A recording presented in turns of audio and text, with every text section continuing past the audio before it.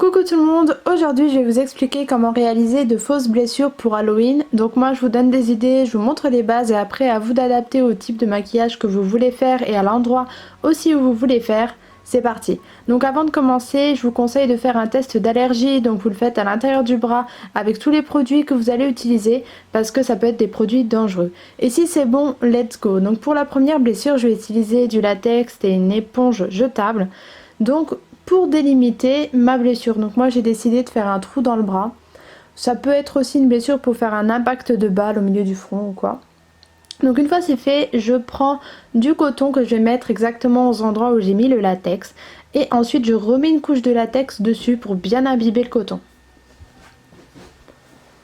Donc essayez de soigner les bords qui soient quasi invisibles. Une fois que c'est sec, je vais venir poudrer avec de la poudre libre et ensuite je vais mettre mon fond de teint pour lui donner à peu près la couleur de ma peau. Ensuite je prends ma pince à épiler et je vais venir décoller l'intérieur de la blessure pour faire un effet de peau arrachée. Maintenant je prends ma palette de fard gras, donc si vous voulez pas une aussi grande palette, il existe des plus petits. Donc voilà, il y a 6 fards dedans. Et si vous voulez pas du tout, il y a aussi les fards à l'eau qui sont très bien, ou alors vous pouvez prendre un rouge à lèvres. Tout d'abord je vais prendre le rouge foncé et je vais colorier l'intérieur de ma blessure.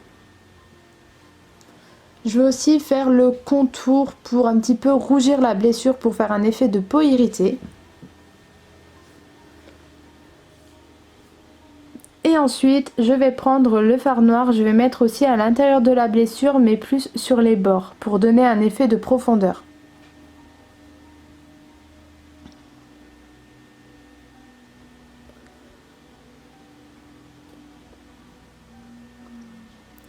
Je vais prendre mon faux sang, le mien vient de chez Kryolan, comme presque tous mes produits, j'aime bien parce qu'il est assez foncé donc il est top. Et je vais prendre une éponge à barbe, donc la mienne je la coupe en plusieurs morceaux, ça permet de ne pas la gâcher. Et je vais tapoter, ça va faire comme des petites éclaboussures de sang, ça donne un effet un peu plus réaliste. Une fois que c'est fait, j'ai envie que ma blessure soit encore plus sanglante, donc je vais prendre un coton-tige que je vais imbiber de faux sang et je vais remplir l'intérieur de la blessure. Et la première blessure est terminée, vous voyez celle-ci est hyper simple et comme je vous le dis, vous pouvez le faire sur la joue pour faire un trou dans la joue, un trou dans le front pour un impact de balle, etc.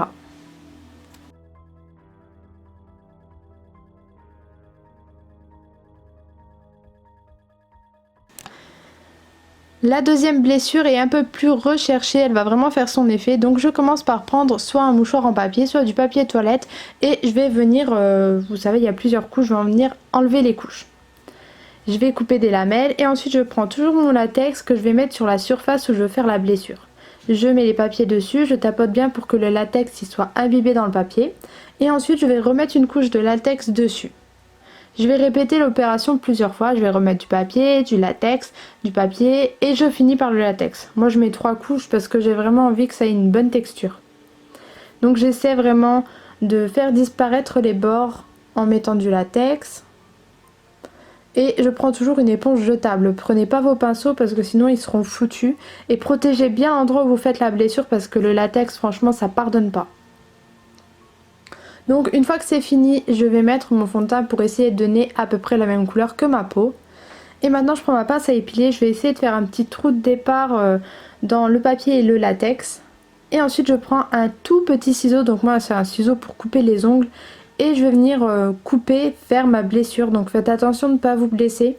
Moi après vous allez voir, je trouve une technique pour pas du tout me blesser. Je prends la pince à épiler en fait et je la passe en dessous, ça passe beaucoup mieux que le ciseau. Et ensuite je coupe avec le ciseau. En fait c'est comme si je traçais un peu la route du ciseau. Enfin voilà, ça va beaucoup plus vite. J'écarte un petit peu la peau.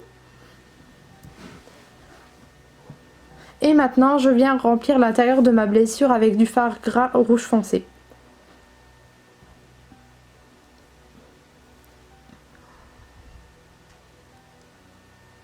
Maintenant je vais faire un petit peu de couture, donc je prends tout simplement un fil et une aiguille. Et faites attention, donc là je vais faire de la couture. je vais coudre le papier et le latex en fait. Mais franchement si vous avez bien écarté la blessure, il ne devrait pas y avoir de soucis. Donc voilà, je vais pas vous expliquer comment on coud, mais voilà, vous voyez les images. Voilà, ça donne ça une fois que c'est fait. Donc je vais un petit peu rougir la blessure, faire l'extérieur, utiliser le pinceau, faites-le un petit peu au doigt.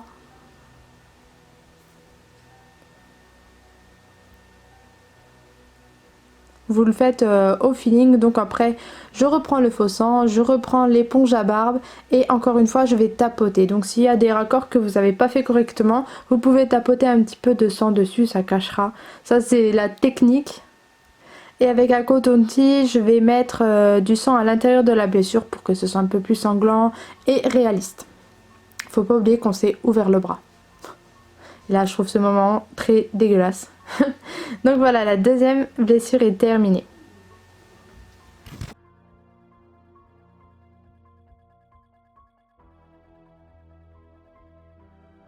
Pour la troisième blessure, on va se rentrer un crayon dans la main. Donc je vais prendre de la pâte à cicatrice, la mienne vient de chez Créolane, et de la vaseline. Donc pour la pâte à cicatrice, c'est vraiment pas la meilleure que j'ai essayée, je vous la conseille pas vraiment celle-ci parce qu'elle est dure à travailler, j'aime pas vraiment.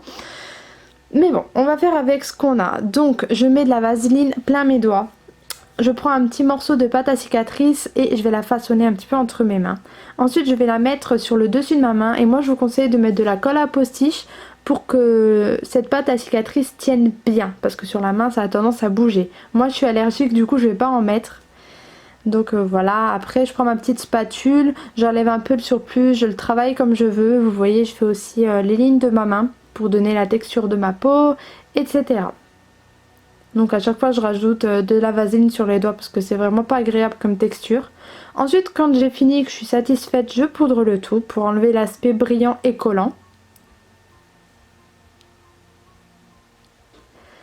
Et je vais mettre un petit peu de fond de teint parce que ma pâte à cicatrice n'est pas colorée. Donc j'ai envie de donner à peu près la même couleur que ma peau. Donc je le fais avec une petite éponge. Voilà, j'y vais pas trop fort pour pas abîmer mon travail.